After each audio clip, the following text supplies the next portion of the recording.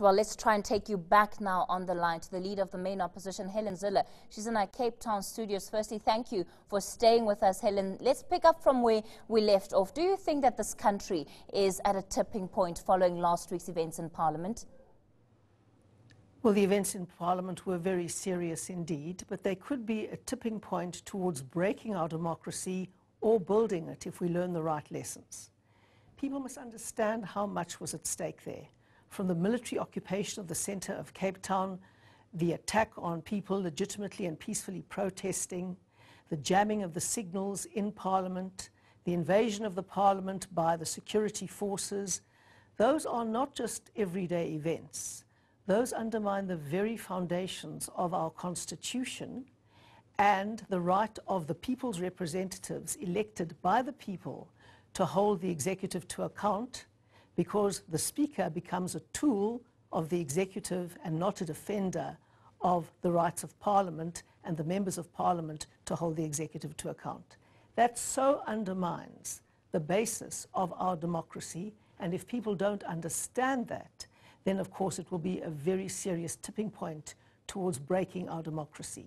If they do understand that, and if they realize why we as the DA say to Jacob Zuma, you are absolutely obliged to come at the correct question times to Parliament and answer questions, to say to the Speaker, you have a duty to defend Parliament and to defend the MPs, not to defend Jacob Zuma, and understand exactly why the EFF has to abide by the rules and can't try and destroy Parliament as it is claiming it wants to do. If people don't understand that, this will be a real crisis for our democracy. We have to use this opportunity to get across why Jacob Zuma, Baleka Mbete, the Speaker, and the EFF are busy destroying the foundations of our democracy, and we need to use the opportunity to explain why.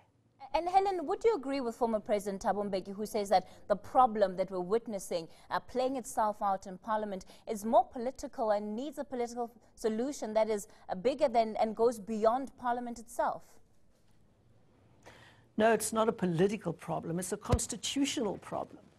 Because, for example, Jacob Zuma, in all seriousness, says, why should I go to Parliament at normal question times and answer questions in the House? Now, that isn't a political problem. That is a profoundly constitutional problem, because it shows that the President doesn't understand the first thing about constitutionalism and the fact that he has to be accountable to the representatives of the people in Parliament. The people are in charge in a democracy. They vote their representatives into Parliament to hold the executive to account and to prevent corruption and power abuse. When the President says, I'm not coming to answer questions, it is a profoundly constitutional problem, in fact, a constitutional crisis. And when the Speaker says, I'm protecting the President, not protecting the duty and the right of members of Parliament to ask him questions, that compounds the problem. And when Julius Malema and the EFF say, we're not going to play by the rules of Parliament, we're here to destroy Parliament, that compounds the problem. Parliament is the apex institution of our democracy, and we have to ensure that everyone plays by the rules and that the people govern through their representatives in Parliament. Helen, how do you think the Speaker should be handling any potential future disruptions that take place in Parliament? This week we're going into question time. If there are disruptions or interruptions, how should the Speaker be responding? Well, you have to first look at the cause of the disruptions. If Jacob Zuma had come to Parliament regularly, as the law and the rules require him to do, come to Parliament and answered questions last year, we wouldn't have had this problem in the first place. He didn't think that he should come to Parliament, and then the Speaker and others rallied around the President to protect him from having to answer questions. That is the first problem. And the way we can deal with it is if the Speaker, at the start of the debate tomorrow, says, these are the 5 or 6 dates this year when the President will appear in Parliament in question time to answer questions from the representatives of the people. That will go a long way to diffusing the crisis.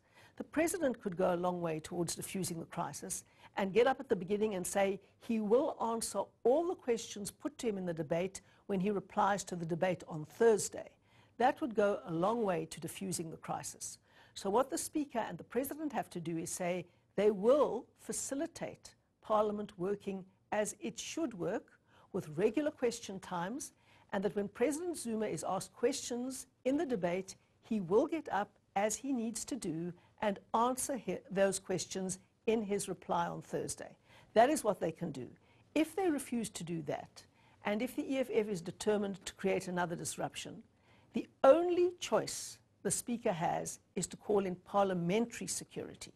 She cannot call in the police or the other security forces, because those answer to the President and the Executive.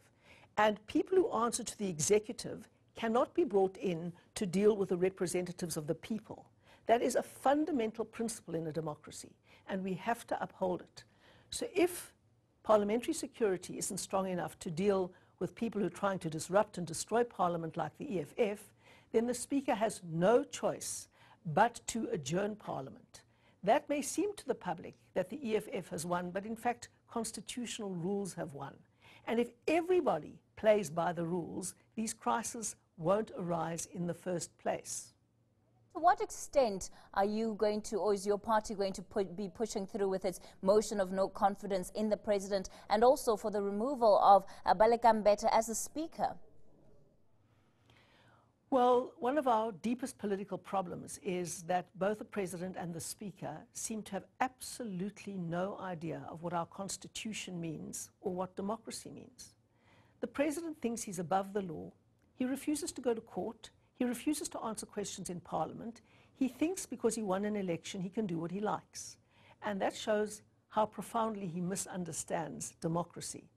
Baleka Mbete doesn't understand her role as Speaker in the least either, because she thinks her role is not to protect Parliament and the rights of its members. She thinks her role is to protect the President from being accountable to the members. And if you so profoundly misunderstand your role as the Speaker, then you certainly can't continue in the role as Speaker. So yes, of course, we will be continuing with our motions of no confidence in a leadership that is betraying our democracy and what so many people struggled for over so long.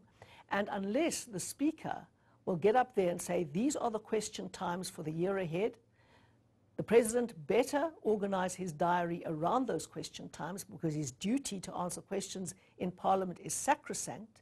It is one of his most important duties. And unless he does that, we will, in this Parliament, call him to account.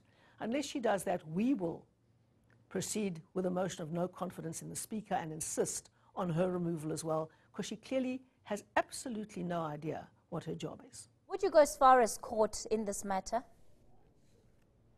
Well, of course we will. I mean, you know, the bottom line is this. It seems quite clear to us that the Speaker doesn't realize why it's unconstitutional to allow the cell phone signals to be scrambled so that only the public broadcaster, actually the state broadcaster, because the SABC was also totally disgraceful in this matter. They only showed pictures that the government wanted to be shown on television. So they were disgraceful as well, and clearly don't understand the Constitution either. But the scrambling of those cell phone signals is so profoundly unconstitutional.